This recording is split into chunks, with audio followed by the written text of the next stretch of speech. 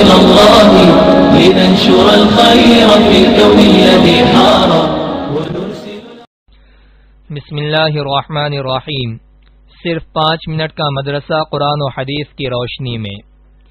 13واں دن 13 محرم الحرام. نمبر 1 اسلامی تاریخ. قوم نوح پر اللہ کا عذاب. حضرت نوح علیہ السلام 950 سال تک اپنی قوم کو دعوت دیتے رہے اور قوم کے افراد بار بار عذاب کا مطالبہ کرتے رہے. ساتھ ہی اللہ تعالی نے حضرت نوح علیہ السلام کو خبر دی کہ اب موجودہ ایمان والوں کے علاوہ کوئی اور ایمان نہیں لائے گا.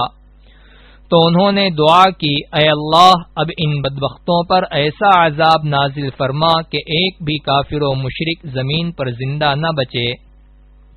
اللہ تعالی نے ان کی دعا قبول فرما لی اور حکم دیا کہ تم ہماری نگرانی اور حکم کے تحت ایک کشتی تیار کرو. چنانچہ ایک کشتی تیار کی گئی.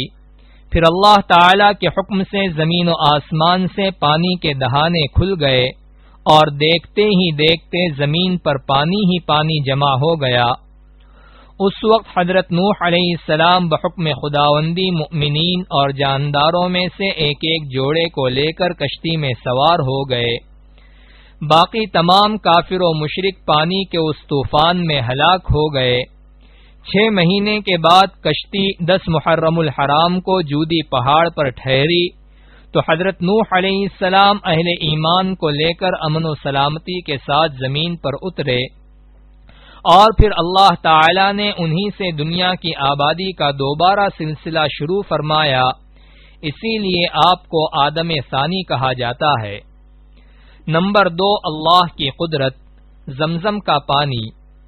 اللہ تعالی نے دنیا میں سمندر، جھیل، اولے، بارش اور چشموں کا پانی پیدا فرمایا ہے، لیکن زمزم کا پانی پیدا کر کے اپنی قدرت کا زبردست اظہار فرمایا ہے. دیگر پانی کی طرح اس میں بھی پیاس بجھانے کی صلاحیت ہے، لیکن خاص بات یہ ہے کہ اس میں بھوک مٹانے اور بیماری سے شفا دینے کی بھرپور صلاحیت موجود ہے. دیگر پانی بہت جلدی سڑ کر ناقابل استعمال ہو جاتا ہے، لیکن زمزم کا پانی سڑنے اور خراب ہونے سے ہمیشہ محفوظ رہتا ہے. اس پانی میں بھوک، پیاس مٹانے اور بیماریوں سے شفا دینے کی صلاحیت پیدا کرنا اللہ تعالی کی قدرت کی بڑی نشانی ہے. نمبر 3 ایک فرض کے بارے میں. حج کن لوگوں پر فرض ہے؟ قرآن میں اللہ تعالی فرماتا ہے، اللہ کے واسطے ان لوگوں کے ذمے بیت اللہ کا حج کرنا فرض ہے جو وہاں تک پہنچنے کی طاقت رکھتا ہو. نمبر 4 ایک سنت کے بارے میں. دائیں کروٹ سونا. حضرت برا بن عازب رضی اللہ عنہ بیان کرتے ہیں کہ رسول اللہ صلی اللہ علیہ وسلم جب بستر پر تشریف لاتے تو دائیں کروٹ پر آرام فرماتے. نمبر 5 ایک اہم عمل کی فضیلت.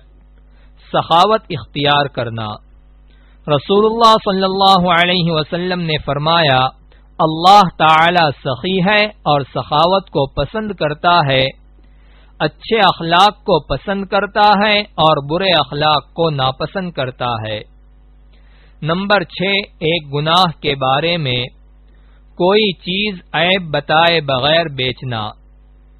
رسول اللہ صلی اللہ علیہ وسلم نے فرمایا، جو شخص کوئی عیبدار چیز اس کا عیب بتائے بغیر بیچے گا وہ برابر اللہ کی ناراضگی میں رہے گا اور فرشتے اس پر لعنت کرتے رہیں گے.